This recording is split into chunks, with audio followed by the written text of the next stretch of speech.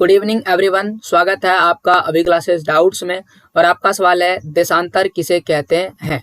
कभी कभी देशांतर के जगह पर देशांतर रेखा भी लिख दिया जाता है, तो देशांतर रेखा किसे कहते हैं यह भी सवाल पूछा जा सकता है। तो आइए हम इस सवाल का जवाब लिखते हैं। देखिए, उत्तरी ध्रुव से दक्षिणी ध्रुव को मिलाने वाली काल्पनिक रेखाएं देशांतर रेखा कहलाती है। तो यहाँ पर मैं आपको सबसे पहले उत्तरी ध्रुव और दक्षिणी ध्रुव दिखाता हूँ। तो यहाँ पर जो 90 डिग्री लिखा गया है, यहाँ पर जो पॉइंट है इसे हम कहेंगे उत्तरी ध्रुव, और जो नीचे आपको 90 डिग्री दिख रहा है इस जो बिंदु है इसे हम कहेंगे दक्षिणी ध्रुव। इंग्लिश में उत्तरी ध्रुव को नॉर्थ पोल कहते हैं और दक्षिणी ध्रुव को हम कहते हैं साउथ पोल। और जो भी लाइन उत्तरी ध्रुव से लेकर के दक्षिणी ध्रुव की ओर मिल जाएगा, ऐसा जितना भी लाइन खींचा हुआ है, आप देख सकते हैं बहुत सारी लाइन खींची हुई है, इन सभी रेखाओं को हम क्या कहते हैं, देशांतर रेखा कहते हैं या देशांतर कहते हैं। अब एक चीज याद रखिए, यहाँ पर जितने भी रेखाएं ये सभी काल्पनिक है। काल्पनिक का मतलब है कि असली में पृथ्वी पर ऐसा कहीं भी लाइन नहीं खींचा हुआ है। क्या आपने कभी पृथ्वी पर खींची हुई लाइन देखी है क्या? नहीं देखी है, यानी कि ये केवल कल्पना पर है, केवल हमने मैप पर खींचा हुआ है। अब देखिए, देशांतर को हम अंशों में मापते हैं। अंश का मतलब होता है डिग्री, यानी कि हम इसे किस में मापते हैं, डिग्री में मापते हैं। 1 degree, 2 degree, 3 degree, 4 degree.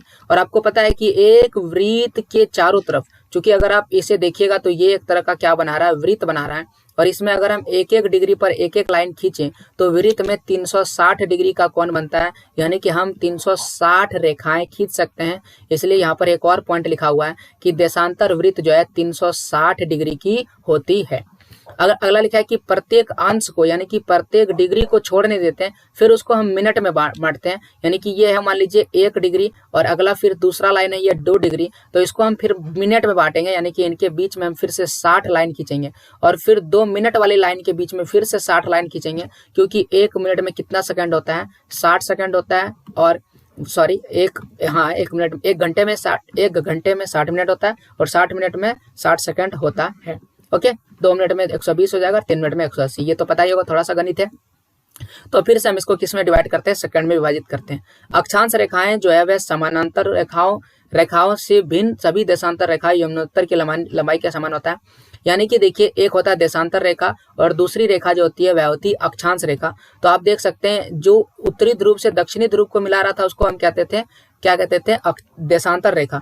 But ये वाली जो रेखा आपको दिख रहा है जो उत्तरी ध्रुव से दक्षिणी ध्रुव को नहीं बल्कि ये पूरब से पश्चिम की ओर घूम रही है, इस रेखा को हम क्या कहते हैं, अक्षांश रेखा कहते हैं। और ये एक दूसरे के क्या होते हैं, समानांतर होते हैं।